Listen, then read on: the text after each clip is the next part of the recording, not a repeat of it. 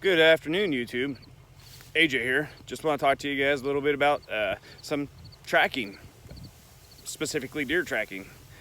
Except for this tracking video is not going to have any helpful hints or information in it at all, really. It's just kind of an experience I had the other day that made me kind of giggle a little bit. So I like deer hunting quite a bit, and we went out tracking, of course, and trying to figure out where you put up your tree stands and everything like that for the last couple months. You know, find the best place you're going to put it, look for tracks, find the highways they run on, find all these good areas that you think are just perfect.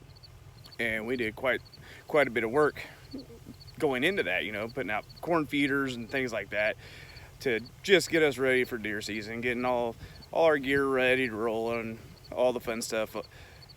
And well, then my wife came up to me and told me how our pumpkin patch looked. So I went down there with her to take a look at the pumpkin patch and figured out that it was in pretty bad shape because the deer had went in there and wrecked it. So I came up with two theories on it and nobody agreed with me. However, I think my theories are right. I do not think that the deer just like pumpkins. I think they either are going in there and instead of fighting, they're going, you know, how they use their antlers, and most people see them, and if you've been out hunting, you see them, or if you've seen some wildlife footage and stuff like that, you see these animals using their antlers and just wrestling around and doing all this crazy stuff like that. Well, I think they go out here with these pumpkins and they do more of like a deer soccer. The reason I say that is because you can see the scratch marks on there.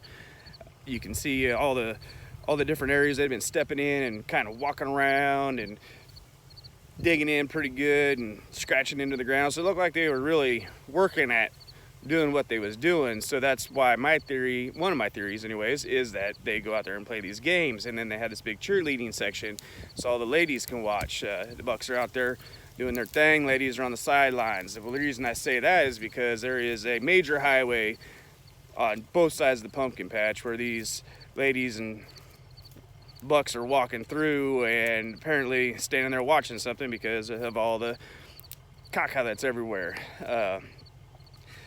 Quite a bit, so that led into that theory, you know, and whoever wins gets the pumpkin, gets to munch on the pumpkin, and apparently gets the girls. That was one theory I had. The other one was that, you know, down the road a little ways in the ditch, we got wacky tobacco that grows wild out here. So they go down there and they eat that, and then they get the munchies.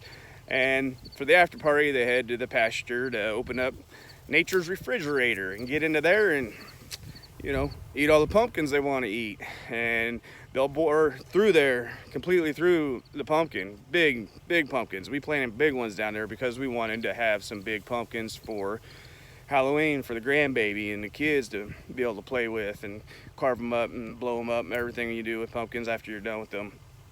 However, the deer ended up doing the bulk of the carving up on those said pumpkins, and everybody thought I was crazy, and they're more likely right. It's just hard for me to believe that they actually like pumpkin, but as much as they ate, I hope they taste a lot better, because anybody that's fed out a calf knows if you feed them good sweet stuff, they turn out to taste a little better. So hopefully that's what we'll get with this. And with them tearing up all my pumpkins, I'm going to switch my hunting area over to that particular area so that I can have a good chance of getting one. And plus, since they've been eating all my pumpkins, they earn themselves a date with a broadhead. And if I don't have no luck there, then they'll get lead poisoning by the end of it.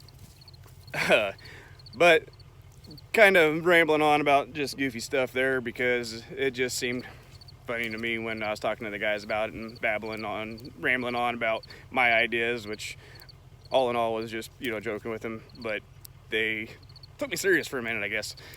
But anyways, you need to me anyways, tracking deer, setting up deer stands, setting up your blinds, using things that aren't really blinds, you know, tucking into evergreen trees, finding areas that you can tuck into. Those are all great ways to set up to hunt deer. And there's many, of course, everybody knows there's many other animals to track, but the point being, tracking deer and these other animals is something that you should learn if you don't know how to do it. And then if you do know how to do it, passing on, teach the younger generation so it doesn't get lost in the YouTube world and the cell phone world. Keep passing these things on to everybody, because myself personally, I like harvesting my own meat, whether it be from something I hunt or something I grew up on the farm.